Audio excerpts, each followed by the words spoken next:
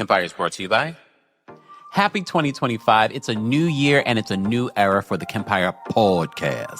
Make sure you subscribe today and make sure that you give us a 5-star review on Apple Podcasts and on Spotify. And shout out to those of you that have left glowing reviews and maybe not so glowing reviews. That's okay too. Thank you so much for the support and sharing our new podcast and everything that's to come. We don't just recap all the things that you've seen already on our YouTube channel. You also get special exclusive episodes and sometimes additional thoughts to the live recaps that we had on YouTube. So make sure you subscribe today and make sure you give us a 5-star review. Thank you in advance. You're listening to Kempire here on the Kempire Radio Network. Welcome back to the Kempire channel, your number one source for pop culture news and music, entertainment, reality TV, and so much more. Be sure to like this video. Be sure to share this video. Be sure to subscribe. It is a subscribers only live chat. Also, be sure to let me know if you can hear me because I just went on a whole introduction and you might not have heard me. No, you have. All right. So before we get into anything, today's live is sponsored by our friends over at Factor Meals. On a busy day like the day that I've just had, Pilates, doctor's appointments, preparing for this live, I don't have time to sit around and cook anything, but our friends over at Factor Meals make it so easy. They have so many different varieties from calorie smart to keto that will help you whatever diet plan you might be on. Okay. So our friends over at Factor have you all set up. They say, ready to optimize your nutrition this year. Factor has chef-made gourmet meals that make eating well easy. They're dietitian approved and ready to heat and eat in 2 minutes. So you can feel right and feel great no matter what life throws at you. So eat smart with Factor. Get started at factormeals.com/factorpodcast and use code factorpodcast to get 50% off your first box plus free shipping.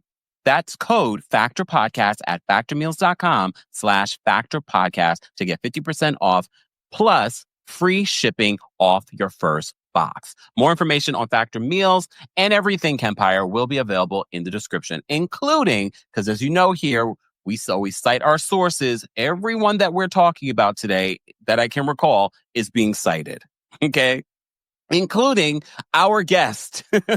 Please welcome to the stage our friend, our host of our DC show. She has her own podcast, her own YouTube channel. And if you're not following, you're missing out. Please welcome back from the What Else Is Going On podcast, Taria Faison. Taria, what's going on? Hey. What's this? I'm shimmying early. Okay. Well, don't shimmy till they give us $1. How are you doing, Taria? I am doing well. Thank you for having me. Hey, everybody in the chat. I'm so happy to be hanging out with y'all. How are you? You're looking good, rested. Well, I'm glad you said that because I don't feel that way, but No, you're looking good. You were on a little jaunt for a few days with a different background, so, a little jaunt. I love that word. I love that. Yes, I did take a little bit of a break from New York City, but I was still working. Yes, y'all know that Kempire, we are friends, and I'm so proud of my Aries self because I wanted to know where he was, what he was doing, who he was with, why he was doing it, and why he ain't say nothing. But I held off, and I said, I'm going to let him live his life. Thank you. And I told you without even you having to ask. See, what does Kerry Washington say? Growth.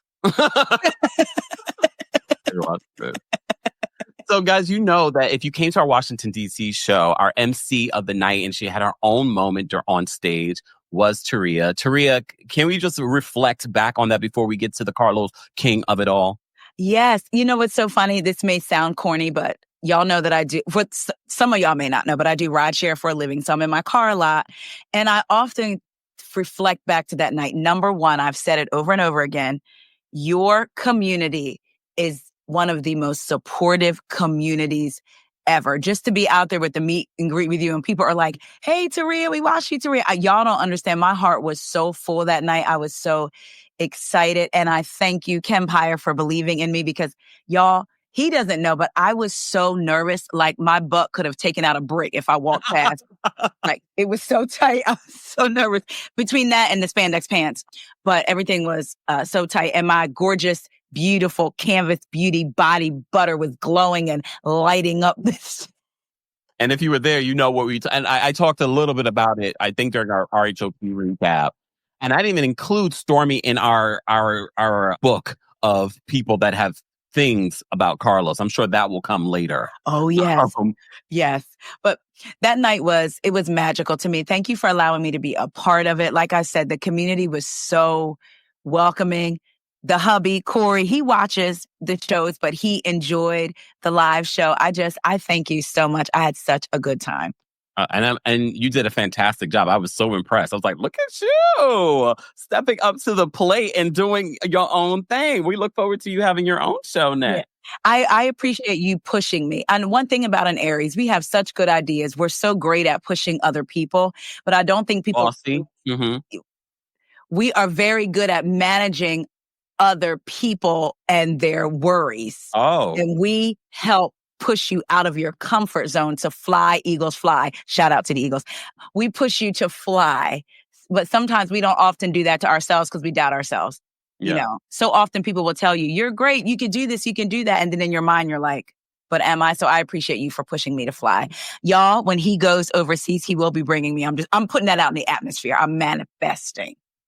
It's this, honey. So wait a second.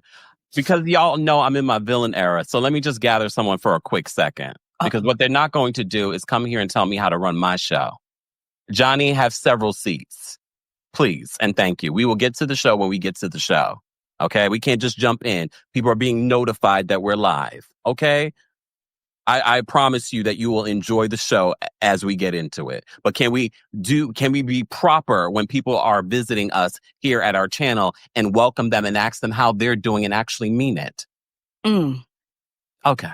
Anyway, so we are here because, we did our collaboration with the Brooke Ashley and we did the Real Housewives takeover. But Taria and I, she's probably like the only person in my life that I can talk about Love and Marriage Huntsville because no one else I know watches it. I don't know if I should feel good or bad. No, it's a good thing. Because it brought us to this particular point because I think if we're going to do a Surviving Carlos King, and I say that somewhat facetiously, but after gathering all of this information, I'm like, I don't think I'm being facetious. No. And it is to the point where I used to watch his lives. I remember there was a point when I had even reached out to interview him maybe 2 years ago. And I said, God protects you because what I don't want, and you do too, you don't want to have anybody on your channel that's not being authentically themselves. And especially when a person, their famous tagline is, let's have a real conversation. And he doesn't seem to have real conversations, at least not with the public. I know I'm jumping ahead, but he's taken to now pre-recording the lives for Love and Marriage. For Love and Marriage Huntsville. Normally they're live with Dustin and a guest. He's taken to pre-recording. And I think because specifically the reunion, the backlash that he knew he may get for different conversations they had. Yeah. And I think that's a perfect segue because Johnny wants us to hurry up. Yeah. So let's move at a snail's pace. Johnny come lately.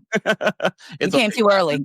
We do this to everyone. You probably thought I was not going to see the comment, or maybe you wanted me to see the comment, and there you are. Anyways, but that's a perfect segue, and this is part of the reason why I decided to do this. I know some people wonder, Kempire, why do you hate Carlos King? I have to know Carlos King to hate him. I don't know him. This is not personal, but I cover his shows, which he has pointed out in interviews. I cover his shows, and I see the tomfoolery. Mm-hmm. I cover some of the people that he's associated with. So if you want to be out here in the public, all up in the videos and be the star, well, then you have to be prepared that people are going to be critical of you. Yes. And that's what he's done. Andy Cohen has done the same thing. This is why people are critical of him. Do people realize that there are so many other executive producers and executives that are making these decisions that don't get the heat because they do not want to be out there in the public? Right. They don't want to be the talent as well as the boss. And then fraternizing. I mean, even on your regular job, they'll tell you if you're a manager, keep the relationships professional. Yeah. Yeah. And look, as I've said before, because so many people are like, so what's the difference between an Andy Cohen and a Carlos King? Honestly, in a lot of ways, there aren't. There are a lot of similarities. We have two people that were behind the scenes that want to be the star. And there's nothing wrong with it. And in a lot of ways, there are moments where they are both very good at it, being on a platform. I'm not going to take that away from either one of them. However, he has said in his own words, I have created a protective space for Black women. However, there are countless Black women saying they felt unprotected, which led me to a conversation with Taria because of an interview that she was watching. Because I rely on Taria, and some of y'all keep me up to date on some of the interviews and people that are talking, especially when it comes to Love and Marriage Huntsville. I'm not that invested. I do it for y'all, and I say that wholeheartedly with my whole chest. Because if y'all know how I'm looking forward to this last part of the reunion. I'm like, ain't gonna have to recap it anymore. And then you'll have your Sundays for self-care and a boo. And a boo. And a boo. So we can be cuddled up on a Sunday watching something else other than on a Saturday night. Got me watching Love and Marriage Huntsville. And then he announced that Love and Marriage DC is coming back. I'm like, we're good. We are so good. We're good. But speaking of Love and Marriage Huntsville, you may have seen the rumors, Taria, that there was a portion edited out of Love and Marriage Huntsville. First, it was we were all clued in that grooming was brought up by Destiny during the reunion. And she was saying that Melody Sheree Rodgers groomed her and Martell groomed her in order for a threesome. Yes. I saw those rumors. And the fact that Martell wasn't upset by that lets me know even more he's a bit throwed, as my grandma would say. She's bringing you into this too, and you're sitting there like it's funny. Right? These are serious accusations. Back up a little bit. For those that don't know, it was edited out of certain networks, certain platforms. So like YouTube TV didn't have the grooming conversation. They had the original description, but that was updated and that was removed. But the episode, you didn't see it. But people that watched it on Philo or I think on demand, they said that this and it was a long portion. It was like 10 minutes. Yes. Almost 10 minutes. So we've watched it. We can't play it for you guys. I even tried to do the transcript, but there's so many people talking over each other. It was hard to do a transcript right before it. But I tried. I tried to do the transcript.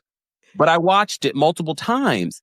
And it was actually cringy because you're right, Taria. What we see with Martell, as Destiny's claiming to being groomed, and everyone on the cast is just like, what is happening? Yes. Because they talk about Destiny's talking about being groomed, and she's also talking about, oh, you guys were you're talking about having threesomes, and you're trying to make the rest of the OGs of this cast be a part of that. And mind you, she's bringing up an incident in a limo. I saw someone reposted the limo scene. And you don't really see much of at least Martell and Melody being inappropriate or sexual. But Kimmy brings up in this now deleted scene that Owen doesn't want y'all to see, because when I reported on it, Owen was like, take it down, take it down. And then when I contested it saying fair use, they were like, no, they don't want y'all to see it. So they're taking it down everywhere. Let me tell you, TikTok, Instagram, YouTube, everywhere. They're taking it down. Understandable. I'm not going to fight it. Right. But you guys know, Owen is like, yeah, because I'm sure this was one of the reasons that Melody decided not to return. Yeah. Because she was blindsided. You could tell she was blindsided in the now deleted clip. And the way Destiny contradicted, it's not like a housewives silly argument moment. This is in the times that we're in, such a serious accusation. And she contradicted herself so many times. Y'all were grooming me. You wanted me for a threesome. Martell said, who, you? She said, no, not me, but we just had the conversation. So they're grooming you, but they're not wanting you to be a part of a threesome. I need to see this next part of the reunion, not because I'm interested in anything other than this alleged incident that took place, because the same man that said Melody wouldn't give him any top, as people like to call it, sloppy toppy. Oh. He wasn't fun in the bedroom. She wasn't this. She wasn't that. We saw him and Melody when they were being not mentored by Chris and Nell. He's saying, you wouldn't give me what I wanted, so I went to somebody else. They were talking about that. So she wasn't giving it to you, but then she gave it to you in a limousine with 4 other people. And pay attention. For those that have seen the clip, you watch Martell's face. It's almost like he put the battery in Destiny's back to say this during the reunion, as if he has no idea. She's saying that you also groomed her, fool. Yes. And like, you're totally missing that. Maybe she did say it. I don't remember. And then for Destiny to say she was scared, we always talk about believe victims, believe women. You are sitting on a platform saying, I was scared to spend the night with you. When after all of this alleged conversation happened, you're begging her to let me be a part of your village. Please let me in. But you were being groomed. Like it was so disturbing to me. To see how she tried to make something stick. You went from saying, and let me ask you this. Do you think she was talking about Melody's mom being in the room when she said you were in the room with so-and-so? And I didn't understand because they bleeped out whoever it was. Yeah. So I was like, was that the mother? But so you went from saying that to them talking about threesomes, to you being groomed, to them not wanting you as part of a threesome. And when I tell you the level of anger, whether you like Melody or not, you don't have to be a Melometer or Martellometer, Espo Rise, which I got something for her too. Like, to watch a woman do that, knowing the weight that these words carry, was insane. And to watch Carlos just watch it like a tennis match and not step in and say, now wait a minute, this is getting kind of heavy, because you wanted it that way. Sidebar, Esquihar says, then went on YouTube and said that part was a joke. Are you referring to Destiny? I just want to clarify. Did Destiny go on her YouTube channel, her podcast, and claim that it was a joke? She didn't seem like, if you saw the clip, you can still see it on Twitter. Yeah. You saw the clip, then you saw that was no joke. She said that she was actually scared. She then tried to enlist Nell into it, and Nell was just like, no. I don't know what you're talking about. I take my butt home. Yeah. You're Nell said if we were into that. To stay. Yeah, well, and Nell said if we were into that. Let's play it again. Sorry. I know you. Sorry. Nell said, I wouldn't have told you to go home then if we were into all of that. They were all shocked. And somebody commented that nobody stood up for Mel and was like, now wait a minute. That's what we're not going to do. The fact that everybody's saying she retracted what she said, but see, you know what? That's what happens when she was in her emotions, because she still has anger towards Melody for the way their friendship ended. But do you think someone gave her that? Oh, yes. In her bag. And I don't think it was just Martell. I think it was Tisha as well. Because Kimmy, one of the most sincere, Kimmy's been a little, yeah. But when she said, who told you that? I didn't even feel like in that moment, we weren't watching them produce themselves. Kimmy wasn't saying that for the camera. Like, if we're all in a conversation and I bring up something you told me, you will be like, who told you that? Yeah. And that's what I felt that we were seeing in that moment. Kimmy was like, oh, hold up. Yeah. And it's too late. Now, and I understand legally, this is why OWN is sending all the, take it down, take it down, take it down. We've seen it. It's still on Twitter because, Twitter's the wild, wild west. It's still out there on Twitter. Yeah. So for those that may have missed it, we're talking about the now deleted scene, because I'm sure they probably updated it on Philo and all the other platforms, where Melody is accused by Destiny of grooming her. She doesn't just accuse Melody, though. She accuses Martell. But Martell is sitting there like some fool, a clown, just like, well, maybe she did say it. She's accusing you too, fool. And mind you, we're also watching a group of people who saw a video of Melody performing that on Martell, not say anything. Marceau, you were so disgusted and lost respect for him for showing that video, but no one is saying anything in that moment. Like, I mean, Martin Luther, what do they call him? Martin Luther King. Yeah, it's like Martin Luther King, the lawyer up there. You're not saying anything? I mean, I said that before. I don't know if you saw my recap where I was saying when they were talking about Martell's legal stuff. You did. You're an attorney. Step in. Like, it has nothing to do with you. Yeah. Attorney, please. Yeah.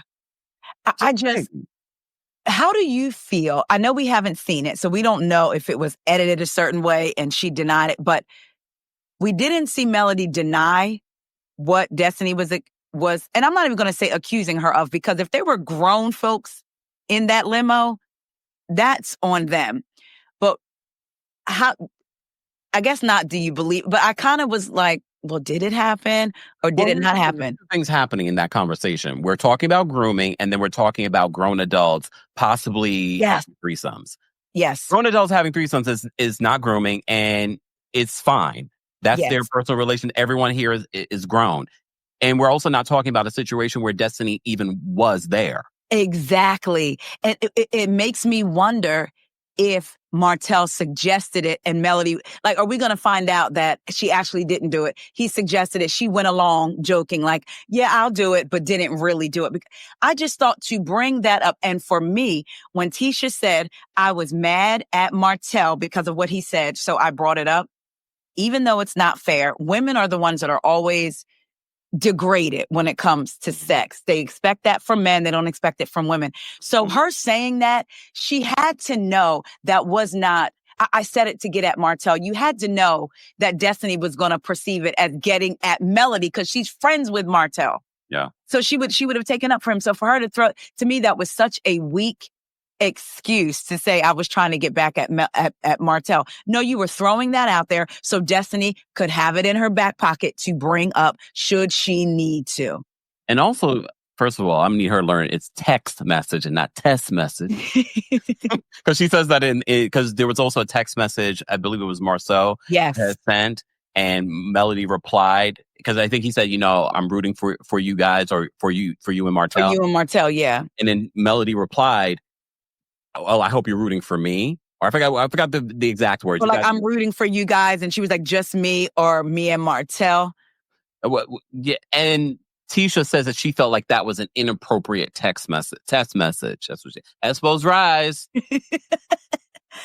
When she said that, I said, here, but then you go on to say, you never had an issue with them calling each other, talking business, getting advice. But this particular text message had you bothered? Come on. Yeah. Special case of the inappropriate text message. Was I the only one? Look, I sometimes, I have a little bit of a lisp too, and y'all like to talk about it too, but I'm okay with it. But Lord, text message, that's an S-O. She can't say an S. I had to go to speech therapy to say S's. So Tisha can't say an S. It's okay, Tisha. Espos rise. No, Espos fall because you participated in that foolishness. Espos fall. Okay. For now, for this life. For those, yes. I'm here with Taria Faison from the What Else Is Going On podcast with Taria Faison. All of her information will be available in the description, but our mods are posting it. But she's also tagged in the title of this video as well. We're talking about Carlos King specifically. I know we started off with Love and Marriage Huntsville, but this is what sparked the conversation about Carlos and his history of allegedly taking advantage of his reality TV stars. So I have a lot of information, Taria, that we have to just unpack. Yes. That was the first part. I didn't want to play the video, even though I have it. I didn't want to play, but you can find it on Twitter. You can't find it on my account. They blocked it. They said, nope. And I get it. I understand. It's a legal situation for them because there are rumors that some of the stars, some of the most recent stars that are leaving Carlos King Productions, that might be taking out legal action against who knows. We don't know yet. Yeah. So that is the word on the curb, that there might be some legal action being taken out against some of these folks. But we're going to unpack this because I am going to defend Carlos in a little bit. Oh, what is this, honey? Just a little bit. Because I'm fair. Yes. Sidebar. I did see when I first posted this live, some people were like, y'all always want to take down the black people and blah, blah, blah, blah.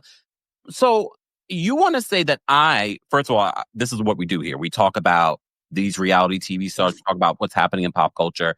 My community forces me to recap this damn show. We're going to talk about this. But you talk about taking down other black people. What about his black reality TV stars that he supposedly creates a safe space for? That's what I was getting ready to say. Underpays them, supposedly puts them in allegedly precarious situations. Yep. What about those black people? Black women specifically? That's what I was going to say. Protect Black women. Everybody wants to scream that. But then when it comes down to protecting a Black woman, are you really going to protect? Nobody calling out, calling in, pointing out, bringing up wrongdoings isn't about taking somebody down. And again, if people would take the time to actually listen to these people, it actually seems like he's preying on his Black community.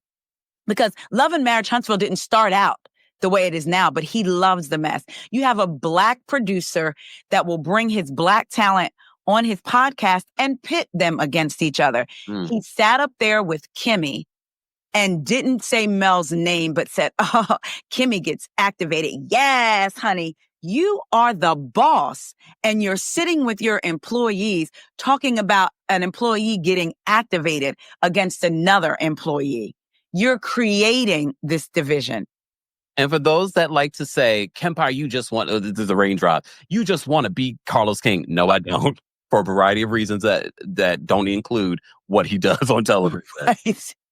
Carlos is over here in our YouTube streets. I've been here way before him. And I'm talking even before y'all knew me on this channel. Go check Kempire Radio and my Oprah interview when she first started on. Wow. Look at how it's circled. Wow. Oh, we're bringing it all back. Oh. All right. Let's get serious. Okay. No. Okay, let me ask you a question. Yeah. With OWN coming after the content that's out there that they don't no longer want out there, I wonder how that bodes for Carlos being at OWN. Because they know that, yes, he has producers in place, but things still pass through him. Yeah. Yeah. So I wonder what that says to them about him, because it's not just one show. It's different shows. Yeah, we're talking about Bell Collective. We're going to talk about Bell Collective. We're going to talk about Love and Marriage DC. We're going to talk about Real Housewives of Atlanta. As you saw from the thumbnail, for those that are just joining us, don't forget to like the video. It's easy and it's free. I'm here with my special guest, Taria Faison from the What Else Is Going On podcast. Make sure that you follow her on her YouTube channel as well and subscribe to her podcast as well. All of that information will be available in the live chat, and after the replay of this, I'll add it because I was citing all my sources and I forgot to cite my guests. So apologies. It's okay. I'm here. It's okay. Yeah, we have a lot to unpack. So since we're talking about Love and Marriage Huntsville, I want to play a little bit of a clip of Melody addressing Destiny's claims of grooming. All right, let's play this. June 29th, I got to text you. Good love. Yes, ma'am. Thank you. How you doing? I'm tired about the shower and lay it down. Here's me. Oh, we're in Nashville. Went to the mall, ate, just checked into the hotel. We're hitting the indoor water park tomorrow. Then I'll be back Thursday about 1 for testing because we had to do COVID testing. Okay, y'all be safe and have fun. Next time, let me in law come. Or no. Let me in law know. We may head down. He loves water. This is June 2021. So I'm reading that to say this. Oh, I got another one I did that I screenshotted. September 12th, 2021. We need some girl time, Missy. September 17th, 2021. I guess I have to stalk your ass to see you because I ain't responded. It's 5 days went by and I didn't respond. September 17th, 2021. I wrote her back finally, said, hey, I was so busy and then now I'm on this girl's trip. Def can link when I get back. She said, okay, boo, I just miss you. I said, I had the kids last week and everyone was sick. Then also trying to get the house together. It was just a lot going on, girl. She said, I understand. I had a few rough days, blah, blah, blah, blah, blah. She said, I went to ATL. Blah. Now, again, I'm sharing that to say, do that sound in any shape, form, or fashion of like anybody who has been a victim of grooming? I'll ask you, Taria. It sounds like someone who wants some girl time with someone that she considers a really good friend, someone who wants to bring her child around. Someone. I know you. She wants to bring her child around this woman and her children. So it sounds nothing like someone who's afraid of being groomed. And I know there's a lot of people that say, I've seen people say, oh, what does this prove? If you pay attention, it proves what Destiny's saying is a lie. Yeah. A setup, something. You're consistently texting this woman, asking her, can I be around you? Can me and my child be around you? I guess I have to stalk you because you're not answering, but now you were afraid of me. Like that would, y'all, I was so angry. I almost felt like Destiny, and we do not advocate, we do not condone, but I almost felt like if I could touch, because if that were me, I would be, you're doing this on a huge platform. And we know with the reality TV space, much like the football fan base, one day they love you, one day they tear you down. If someone doesn't like TV personality, they're going to believe all the negative said about them because they don't like them. So it's such a dangerous game to play. It was really, outside of angering, also disappointing. Yeah. To see it. Look, and I'm not taking this from Destiny because at the end of the day, Destiny is a grown woman. However, we're seeing a pattern of people involved in similar allegations. Yep. And it's playing out on your show. The fact that it even made it to the description, the fact that it even was included in the original edit says to me that you guys were going to run with it. And God only knows what Melody did behind the scenes to be like, y'all not going to play with me. Right. Because you could see, if you saw the clip, we're not going to play the clip because, legal. But if you saw the clip, I understood Melody's facial expressions. I understood she was blindsided because are you guys trying to allude? And mind you, her face is the face that we all would have if someone blindsided us accusing us of grooming. Right. And Martell's face looking like this is funny.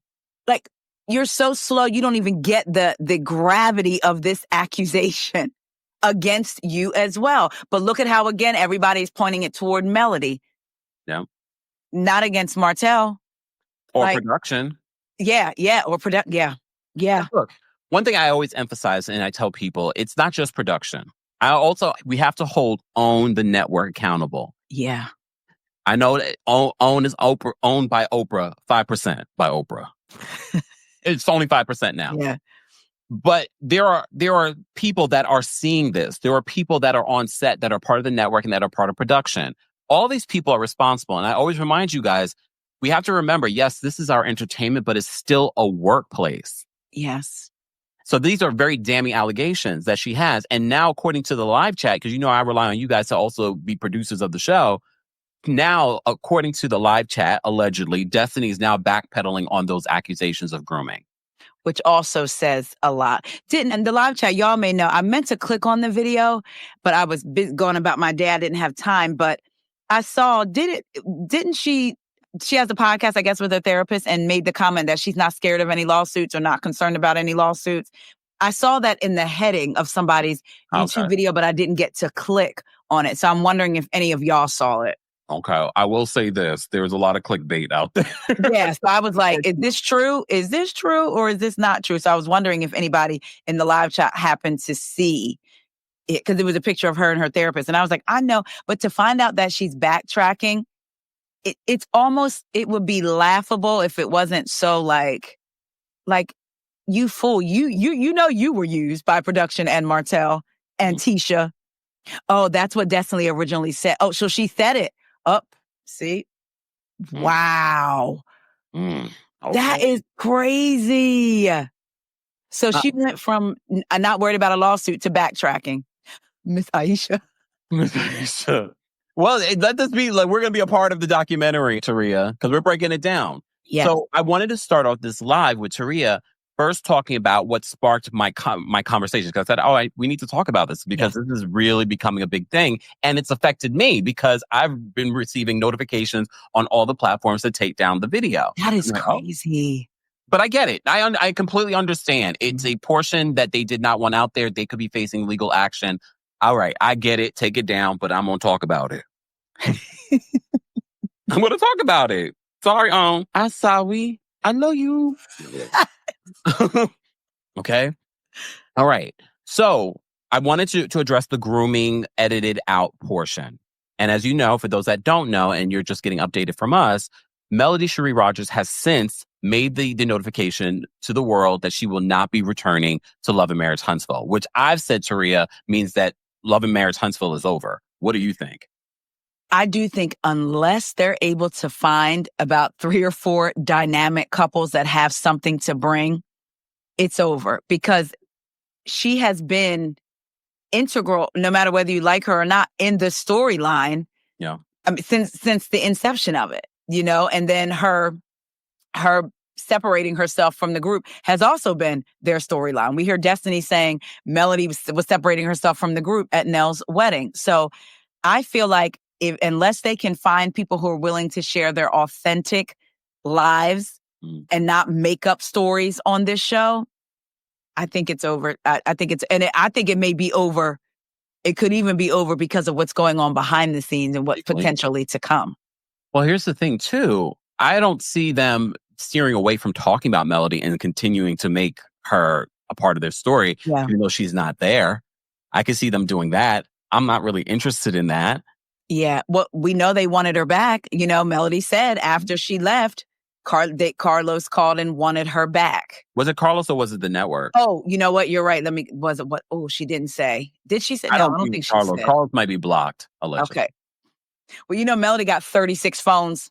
Don't pull out that red phone, Melody. When that red phone comes out, we about to get some tea. Wait a minute. Okay. All right. So before we move on, quite a few of you have sent in super chats or become members. So I just want to say thank you. Avis, thank you so much for becoming a member. We appreciate your support.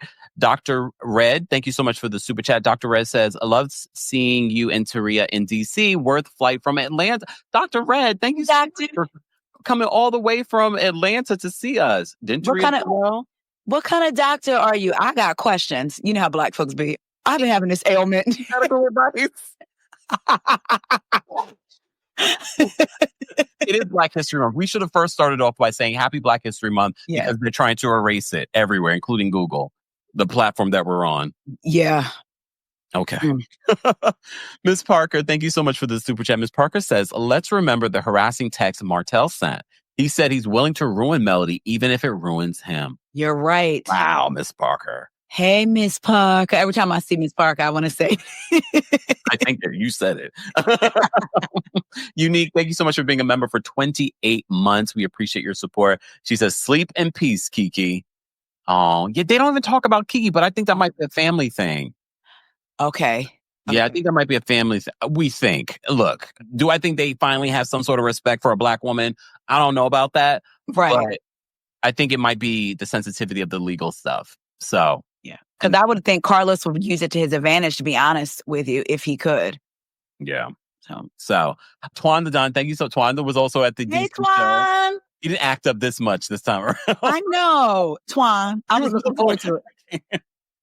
Twan says, yes, in my Carlos Queens voice. Hey, you too. Nice seeing y'all together again. Thank you, Twan the Don. Mr. Melvin Magic, thank you so much for the super chat. And I'm so glad you changed your picture for me. I don't even know where he got it from. Mr. Melvin Magic says, Lady Espo did this scheme, so stretch your tongue before opening your mouth. Dust Bunny is lonely, low-budget liar. All the men lie, and Kimmy is a pick-me. I guess he wanted to sum it up in one chat.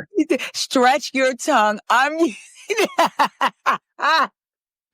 For some reason, Why Law, we both have the shimmy for this one. Why Law, for some reason, it did not post in the area it's supposed to post your super chat, but I know you sent it. So let me see if I can find. Oh, here it is. I found it. Perfect. Because it didn't post in the thing. I don't know why. Maybe because it's so big. Shimmy for the dollar. Thank you, Why Law.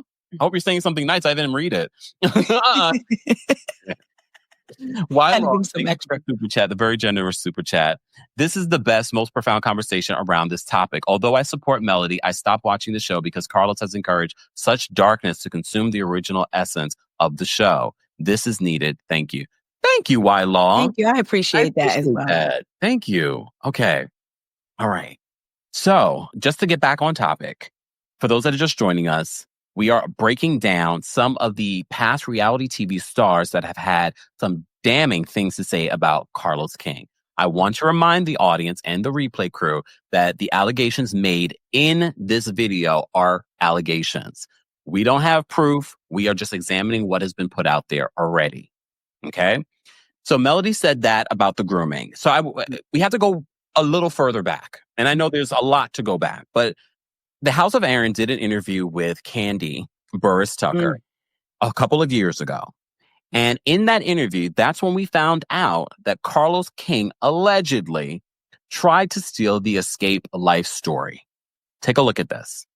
And I was like, what you mean somebody is doing that? And so in my mind, I'm thinking it was one of my group members. Pause. Let me rewind it back because y'all missing out. Please hold. Cool. He is the one who stole my group's life story and sold it to TV1. And for that, I just can't get past it. I was talking to a friend. I was like, hey, we should do like a movie about, our group's life or whatever. It was a director that Todd and I were speaking, and they was like, somebody's already doing it. And I was like, what you mean somebody's doing that? And so in my mind, I'm thinking it was one of my group members or something. And they was like, yeah, it's a network that's already because I took a meeting about directing it. And I was like, what? Oh, and sidebar, his other producing partner, one of the producers that worked for him, had called my mom, was like, oh yeah, we want to interview you because we're trying to do a documentary about girl groups or something. So we want to ask you questions about, Escape. My mom was going to do it or whatever, but come to find out, he was the person who had did the deal with TV1 to sell our life story. And it was going to try to ask my mother questions about us unknowingly to get more information, I guess, for the show. So anyway, I just thought that was the lowest thing that anybody could ever do. When you're a public figure, they can do unauthorized stories about you. Never once, all them years we have been around each other, he had never once told me that he was trying to do a movie about us and to go behind my back and to do that. And that's our life story. Right. I was like, I can't fuck with him ever again. Alive. So that's where a lot of this started when she spoke out about that. But a lot of people have blamed Carlos King for the reason why Phaedra ended up leaving Real Housewives of Atlanta because of the rumors of grooming and SA and things like that were made then from Portia. Mm-hmm. Okay. So a lot of this stemmed from that. I have to say this as a legal note, just to cover ourselves.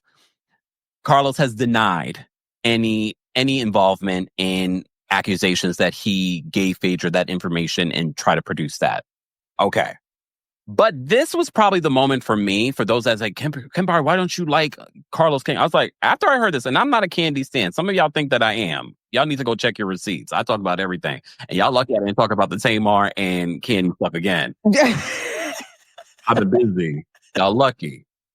But go check the receipts. I've talked. Everyone gets it here. Yeah. But for me, it was like, whoa. Like this goes past trying to produce reality television. You went behind someone's back and tried to get their mama. Yeah. Go ahead, Taria. I'm sorry. I was going to say, I text you this. I'm so glad that when we were texting back and forth, we were texting about this and you brought this up because sometimes we have a tendency to forget these big things. And I forgot about that and until you said it. And I was like, you know what? That's his character. And then to watch that and see her, for some reason, it didn't dawn on me. I know they wanted to do a movie. They stole her life story, but he actually sold it, meaning you weren't even just in talks. You sold someone's life story. You had been around this woman for years. Y'all had developed some sort of relationship and you stole and sold her life story and then had the audacity, the way you call Bravo folks out to say, I'm just not going to address it. Me and Kandi both know the truth. I'm just not going to address it. And you posted on your Instagram, the higher level, the bigger the devil, trying to use church lingo to kind of spin the narrative. Yeah. To me, watching her in that clip again, it makes it even more profound than the first time, when I watched it. Watching the pain, we all say, some people are criers. That's how I'm a crier. That's how I let out my... when Kandi starts getting into the cracky voice. She's crying. And to me, you could tell it wasn't just anger. It was hurt. Yeah. And like I said, and hearing the part again about her mom and them lying, saying, we're doing a documentary on girl groups. And her mom was going to do it, not knowing that she was going to be a part of something that was stolen. You talk about generational wealth. Talk about something that passed down. This is Escape's story. And you almost stole that you did steal that from them. Yeah. And had no problem you had no problem doing that. Yeah. Yeah. So that is where we begin today. But guys, don't forget the Kempire After Dark live experience returns to New York City next week, Friday, featuring our friend, the Brooke Ashley, will be there as well in the event. But if you want us to talk about stuff like this, hot topics, Real Housewives, and so much more, and have an opportunity to meet and greet with myself and the Brooke Ashley, get your tickets today. And there's a special live stream option exclusively for this show only. So get your tickets today. More information on that will be available in the description, along with more information on Rose Forever. Valentine's Day is this Friday. I know it's tomorrow, but maybe you're not seeing your boo tomorrow. Maybe you're seeing your side chick over the weekend. You know what? Or next week. You still have an opportunity to get them a little something. Use the discount code Kempire20 for $20 off at roseforever.com. Head on over to the description for more details. All right, Taria, stop acting all innocent. You know what's so funny is I had to remember this is a commercial because I was getting ready to say something. I was like, Okay, we're talking about the coleslaws of it all. Come on now. you know what? You're right. And they last forever. Yeah. All right. So we're going to move on because what else has prompted this recent conversation about Carlos King and his production and the behavior behind the scenes was a recent interview that he did with Aisha from Bell Collective, Aisha Cologne, who went right before the holidays to let him know, I got my pickup letter, but I quit. Take a look at this. Yeah, that's right. We were excited about that, and we want to congratulate Carlos, and we want to congratulate the show, and thank you for allowing us to be a part of the platform. But unfortunately, we will not be returned. So I just wanted to say that. The colognes are done. So thank y'all, and Merry Christmas. And our attorney has sent a letter to the attorneys of Kingdom Reign. So just want to let y'all know, because I didn't want Carlos to find out any other way. Well, listen, thank you so much for everything you brought to the show. You know, you have a friend in me, a family in me as well. And anything you got. Look at Jazz's face. Jazz's face was all of us. Okay. Said, wow. All right. Guys need, let me know. And as you know, anytime you want to return, the door will always be open for you. Thank you. Thank you for having us. Merry Christmas to everybody, and thank you. Much love to your beautiful family. Thank you guys. Yeah. Yeah. Okay. Awkward silence. Monday night, y'all. Was that Monday Night Live. That was an exclusive. Oh, That was an exclusive. The way his face changed without moving. And then the way they got off that live so fast. Come on, Taria. You got to pull it together. We're hoping. I must have watched that 5 or 6 times, and then I sent it to my mom, and she watched. And I told you guys, for those that saw when I reported on Aisha quitting, I told you I DM'd Aisha, and I just sent her the Tasha Smith clip GIF from Why Did I Get Married? And she goes, boom. Well, because I can appreciate something like that. Because me, after watching it multiple times, I said, "Oh, she wanted to make it clear to the world." Because the narrative. If she had just quit the show, she didn't return. They didn't want her back because she's boring. She doesn't bring anything to the show. No, she's like, I got my pickup letter, but the colognes will not be returning. And I said, yes, come on. Well, I know that we're going to talk about So Gucci in her interview. Did you see the part where she said, because the interview was lengthy, but it was good, but she said that Carlos knew about, so let's go back, the whole Latrice, her nephew, stolen phone. Yeah. She kept saying, and the text message that Latrice sent to Aisha was very much out of the way. And evidently, Carlos had all of that information. Production had it, knew it, and would not address it with Latrice. That's a hostile work environment. And this is why we brought Taria here today, because she's going to add a lot of content, things that I might miss. But we are going to talk about So Gucci shortly after Aisha quit the show. Also quit the show. And we need to emphasize that So Gucci and Selena are in a good place. Yes. But so Gucci did an interview with Millie Chun, who also covers a lot of the Love and Marriage Huntsville stuff and the Bell Collective stuff. And she did an interview with So Gucci, which prompted this live. Yeah. Because I was like, what'd she say, Taria? Because I said, okay, to me, it's just the evidence keeps mounting. Yes. Remember, I have an HR background. The evidence keeps mounting about this workplace environment. And and it's important for us to emphasize, I'm not just talking about Carlos King, but you want to be the face. Here you are.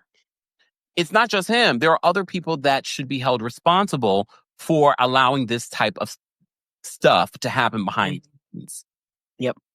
So let me play a little bit of a clip from Millie Chun's interview with So Gucci. As always, we are citing our sources in the description. And any source I forgot, I will add later. But this interview is also cited in the description because we ain't trying to take credit for anybody's interviews and information. We don't do that over here like some.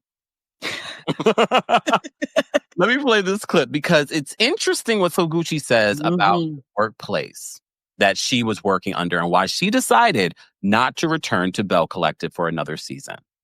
How you left, when you left. We're going to start with your former Bell Collective. Okay.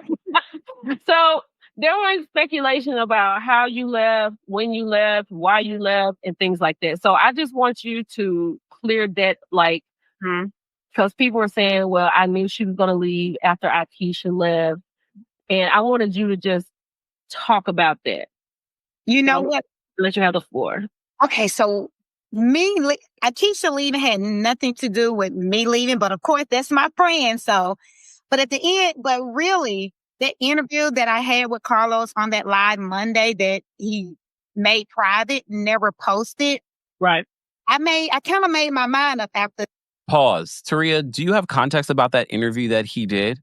Yes. So there was a Monday Night Live, and you know how, for those of y'all that watch Carlos, y'all know that he would bring on a cast member, let's say from Bell Collective, a cast member from Love and Marriage, and they would discuss maybe the Love and Marriage episode that just aired along with Dustin Ross. So they were talking about Bell Collective, and So Gucci mentioned that she didn't feel safe or protected because after the fight with Selena, she had a protective order. Unbeknownst to her, production went behind her back and started secretly recording with Selena. And then Carlos tried to say, oh, no, you knew. And she said, no, she didn't know. She found out from another producer that Selena was filming. And so she was trying to tell him, in that moment, I just didn't feel protected. He shut the conversation down. They moved on. I was watching it live. I paused it. I had something to do to go back and watch it later. It was gone. He made it private because of that. Thank you for the context. Let's get back to the clip from Millie Chun. Hold on. Let me get back here. I love some Millie. Hold on. Here we go. I was actually crying out for help to my boss, saying, hey, this is how I feel. And he disregarded my feelings by, number one, not even calling me after that live to say, hey, Gucci, you said that you felt unprotected. The things that you were feeling, while filming, he should have addressed it right then. And, really, if he would have addressed it then, I probably would have I would have thought about staying on Bell Collective. Like, you know what? My boss is really concerned. He want to hear how I felt. How can we make it better if you felt that way? And Carlos never did address that. So that kind of made me decide, you know what? I think, if my superior don't want to at least hear my voice or even address how I'm feeling, I wasn't asking for, Carlos to say, just address it. Gucci, I understand that this is a reality show and you knew what you signed up for. I don't want you feeling that way. What can I do as your boss to alleviate those feelings that you had? And he didn't address it. And that was one of the main reasons that I made up in my mind, you know what? It's time for me to kind of move on. Yeah. Okay. That makes sense. Has he reached out to you at all here lately, or between your say la vie to this moment? Carlos did reach out to me, what's this, January, a couple of weeks after I quit, just to have a care call, he said. He did ask me some things. We didn't talk about how I felt or anything like that. He basically wanted to actually, how can I say it? Just say it. That's friend. I know what you're trying to say. Extend the invitation to reappear back on Bell Collect. That's good. That's good. That's a good way. You did good. And you and Selena are great. You know, I was like, I feel like he would instruct something not great. Now you come back after you've left, after you've been treated wrong. They haven't done this. They haven't done that. And then all of a sudden it's a problem and you don't even know where it's coming from. So I applaud you for just getting out on top, getting out early, and not even putting yourself through that. And I saw it coming too, Millie. I saw it coming. I saw all the signs on the wall. I was like, Jay, if I return to this season, I'm going to be the target. I'm going to be the target, and I won't dare. I want to stay in control of my storyline. I won't dare. They're not going to take me down for here because, I'm a business owner here. I have clients and people are watching. You're not going to have me feeling like that. And actually, I think Mel should have left sooner. Let me ask you when you say that, how did that altercation with you and Selena, did that hurt your business? Let me ask you this real quick because I've seen this question. Are there any open cases for anything that involves you and anybody with Bell Collective? Well, I do. I can't speak on a lot, but I am in talks with my lawyer. Every incident that happened, everything that happened, I have to, my lawyer informed. So we just don't put it like that. Okay. So So what are your takeaways from that interview? Because I know you watched the interview from beginning to end. I just brought some clips. The full interview is available in the description. Number one, I thought it was interesting, again, watching that live and watching her live say how she felt with Carlos and then him shutting her down and then making it private. To hear that he called her, she decided to leave after that. He called her weeks after she quit to not say, I hear you or anything, but to ask her to come back. And some people who want to be on TV may have thought that was his way of checking on her, but she realized if I come back, he's going to try to get back at me some way. I'm going to be the target. So I was glad that she said that. And I took away that she actually was hurt because she was looking at it like, this is my employer. And listen, I know that people have a feeling about Selena and So Gucci, but I caution people, as you always say, this is a job.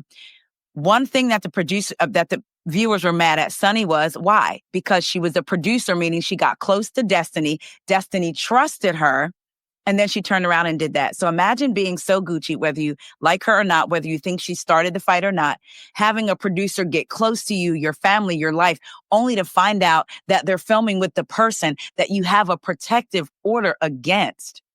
You've already gotten into a physical altercation. Something that else So Gucci said, she was shocked that they brought Selena back because she said they always say they don't believe in violence. She said they rewound that fight back over and over again because if she had thrown the first punch, she would have lost her job. She said, so they did all of that to make sure it wasn't me. But then she said after the fight, her and Aisha called Carlos and Carlos says, we're going to get her out of here. Our main concern is you. She said, and then he went online and found out Selena had a big fan base. And then she finds out that he offers her a contract behind the scenes. So hearing all of that, that is a mental and physically unsafe work environment. Yeah. Great thing, like you said, her and Selena are in a great place now, but luckily, and think about whether you agree or not, think about watching the show. We didn't see him or So Gucci go to the baby shower. It just seemed like they ignored it. JJ has a podcast with Willie, Aisha's husband, and what he said on his podcast was he actually bought his daughter an SUV because she's having a bigger family. So he said they had a conversation that he wasn't going to be in attendance. They just didn't show it. And he bought them an SUV and other gifts. So they knew that he wasn't coming. So that was another reason when she was talking about quitting, like what went on with her family. For him to say he's a safe space for Black folks and Black women and Black people, and you had no problem playing a part. Yes, they played a part too, but you had a heavy hand in causing even more confusion in this family. And when she said that she's been in contact with her lawyer, I sniff maybe a possible class action of some sort. I mean, there have been rumors about that, and I did see that possibly, so Gucci has already filed her lawsuit. I haven't verified it yet, but I do see that there are some content creators reporting that she may have filed already. Yes. You know, I have to do my due diligence before we bring any of that information here, so there might be a part 2, so stay tuned. For those that are just joining us, I'm here with Taria Faison from the podcast, What Else Is Going On with Taria Faison. Also available here on YouTube. It's tagged in the title, so be sure to subscribe to her YouTube channel as well. And don't forget to like the video. I didn't want to say this to Taria so she wouldn't get nervous, but we have over 45, almost 4,500 people watching. So thank you all. So do all the things. Follow us on Twitter, Twitch. We're live there. We're also live on Facebook, the Kempire and Kempire Daily on Facebook. We're also live, of course, here on YouTube with over 4,100 people watching. So we appreciate you all being here for our breakdown in regards to former employees of Carlos King that are speaking out. And they've been speaking out over the last few years. We're breaking it down. We might miss a few, but I think we have a lot. Something Taria said sparked the perfect segue for this next part. Love and Marriage, DC. Carlos recently mentioned that it will be coming back. We don't know who will be a part of that. Mm-hmm. But you may recall former Real Housewives of Potomac star Monique Samuels recently in a podcast talked about Carlos and how I'm going to use this word, she didn't use this word, bamboozled her and used the black card in order to lure her to help bring attention and fans of Potomac to Love and Marriage DC. And a lot of people have criticized Carlos of always talking about Bravo, talk about your own shows. So he saw the perfect opportunity to bring Monique over along with the Bravo fan base, part of the show. Only for Monique to end up leaving the show in the second season, reportedly was because she wasn't getting the money that she wanted. We'll talk about that when we talk about winter. Let me show you this clip from the interview that Monique did. He approached me with support and came at me with some like, you know, we Black and, you know, these white shows, they don't show Black people in the light that they should be shown in. And, you know, it can be natural drama. It doesn't have to be this scripted drama. And it created a relationship of like, all right, let's see what we can do together. Let's work together. So I believed him when he used the black card. And he did me worse than the white folks. I was like, he could have waited to the second season to trash me. So you think Love and Marriage DC did you worse than Real Housewives of Potomac? Yeah. Damn. It was worse. It was like, there was no context. There was no reason to all of the fussing and fighting. It was like, it's Love and Marriage. So show the full outlook of what a love and marriage, like show what all of it looks like, right? I have always been very open on camera. Like I like to be as transparent as possible. But if my spouse is not also that way, then if you're not saying anything, they're only going to be showing what I'm saying. So it was very unbalanced. And then it was just like, we got her, dog her ass out. Like it was like, my name was used to gain the audience. And I mean, I felt like I got trashed on that show. They didn't show any of my real moments. They didn't show the moments where I gave more context to what was happening. It was just like me, like, yeah. But I was the one reacting. It was me reacting, but show why I was reacting like that, you know? And it was very unorganized, on camera, off camera. It was a mess. I'm very unorganized. That stood out to me too. You know, a lot of people just talked about what she said about Carlos, but when she talked about the behind the scenes, I was like, oh. I was like, am I shocked? Are you shocked? Not at all. And Love and Marriage DC, we focused on Monique too, but let's not forget, even though they weren't the focus, Sherelle and Black.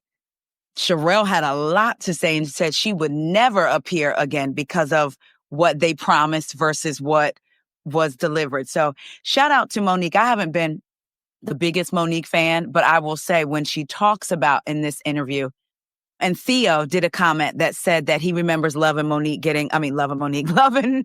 you take that Monique, TM, you got to pay me if you use that as a dating show.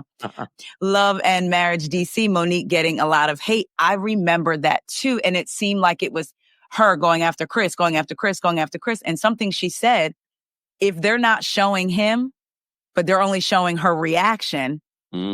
Context, she does become the villain in the marriage, hence on the show. I love this comment. Wait, hold on. What is her YouTube page? The lady on live with Kempire. Hey, Tisha. We post the link in the live chat for those that don't know. But it's also tagged in the title for those that are watching on YouTube. Shout out to everyone watching on Facebook, on Twitch, and Twitter. You can just head on over to WeGo Podcast on YouTube, or just put Taria and Kempire. I'm sure our collaborations will come up and you'll see it there too. But again, I will be posting the link in the description after the live. I just forgot today. It's okay. But I do remember Sherelle being mentioned in Winter's interview with Queen Sheba, which we're going to talk about. But what was your reaction, though, to what Monique had to say about Carlos in this interview?